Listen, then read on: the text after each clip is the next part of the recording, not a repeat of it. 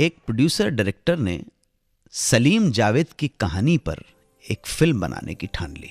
कहानी थी एक निर्भीक और सच्चे ईमानदार पुलिस इंस्पेक्टर की, जिसके जहन में कहीं कौंधती रहती थी बिजलियां जब उसने अपने माँ बाप का मर्डर होते हुए देखा था विलन के हाथों। प्रकाश मेहरा ने इस रोल के लिए अप्रोच किया शम्मी कपूर को। शम्मी कपूर ने कहा कि भाई इसमें कोई डांस वांस नहीं है यार, मैं क्या करूंगा इसके अंदर। वो अपनी जगह पे सही थे, कुछ डांस वांस रखो तो कुछ करें। प्रकाश मेहरा ने कहा शम्मी जी ये डांस वाला कैरेक्टर ही नहीं है। यहां से मायूस होकर प्रकाश मेहरा पहुंचे देव साहब के पास। देव साहब का भी वही जवाब था। कैसे बोलागा प्रकाश, तुम्हारा सब्जेक्ट अच्छा है लेकिन no romance, no dance, no song, how I will act in this. ऐसा ही कुछ कहा। देव साहब ने भी रिफ्यूज कर दी, लेकिन देव साहब ने ये कहा कि हम फिर भी कंसिडर कर सकते हैं अगर तुम ये फिल्म हमारे बैनर के लिए प्रोड्यूस करो तो। प्रकाश मेहरा ने कहा देव साहब ये तो पॉसिबल नहीं है, प्रोड्यूस भी मैं करूंगा और डायरेक्ट भी मैं करूंगा। दूसरी निराशा के बाद पहुंचे प्रकाश मेहरा राजकुमार के पास। राजकुमार ने कुछ अजीब सी शर्त रख दी।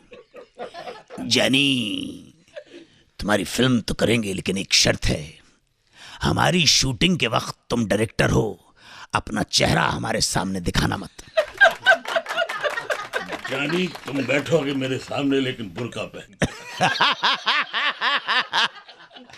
इस तरह के किस्से मार्केट में हैं, मार्केट में इस तरह के किस्से हैं।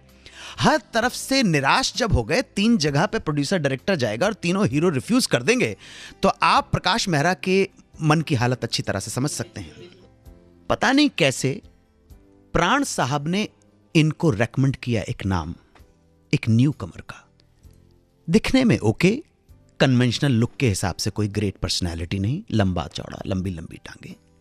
प्राण साहब ने कहा प्रकाश इस लड़के के अंदर, इसकी आंखों में मैंने जुनून देखा है, आग देखी है।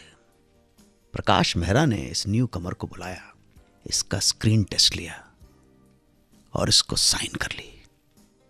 प्रकाश मेहरा ने न्यू कमर को बुलाया, इसकी 1-2 फिल्में रिलीज हो चुकी थी, देखा उसका काम, फाइट वाइट अच्छी करता है ये, और प्राण साहब ने रेकमेंड भी कर दिया था। स्क्रीन टेस्ट के बाद इसको साइन कर लिया।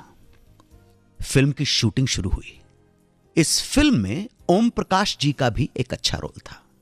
मैंने विश्वसनीय सूत्रों से सुना है कि फिल्म की शूटिंग के दौरान एक सीन शॉट देने के बाद ओम प्रकाश जी ने प्रकाश मेहरा को कहा प्रकाश जरा रुकना, एसटीडी का चलना नहीं था, मुझे गेट पर जाके एक ट्रंक कॉल मिलाना है। ओम प्रकाश जी ने अब के चेन्नई तब के मद्रास ट्रंक कॉल मिलाया, जहां एवीएम स्टूडियो में दिलीप कुमार साहब शूटिंग कर रहे थे। ओम प्रकाश जी ने दिलीप कुमार को फोन पे बताया कि यूसुफ, इंडस्ट्री में तुम्हें टक्कर देने वाला कोई आ गया है। यूसुफ साहब ने सुना कि कौन? कहने इस लड़के का नाम है अमिताभ बच्चन। और यहीं से इंडस्ट्री का एक नया दौर शुरू हुआ।